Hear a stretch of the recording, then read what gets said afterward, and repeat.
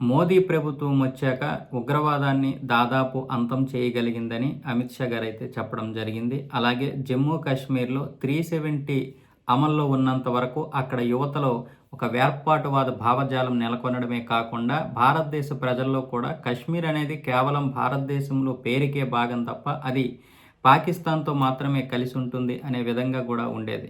370 అమలులో ఉన్నప్పుడు. 2019లో ఎప్పుడైతే ఆర్టికల్ 370ని రద్దు చేశారో అలాగే 30 ఏళ్ళని కూడా రద్దు చేసిన తర్వాత ఇప్పుడు అక్కడ యువతలో మార్పు వచ్చింది. ఇప్పుడు ఆ భూభాగం కూడా పూర్తిగా భారతదేశానికి చెందిందిగా భారత ప్రజలు, కశ్మీర్ ప్రజలు కూడా భావిస్తున్నారని అమిత్ షా గారు అనడం జరిగింది.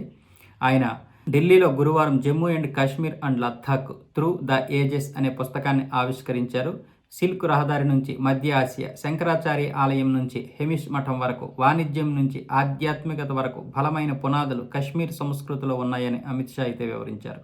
భారత్లో కశ్మీర్ విలీనం తాత్కాలికమనే తప్పుడు భావనను 370 ఆర్టికల్ కలిగించిందన్నారు.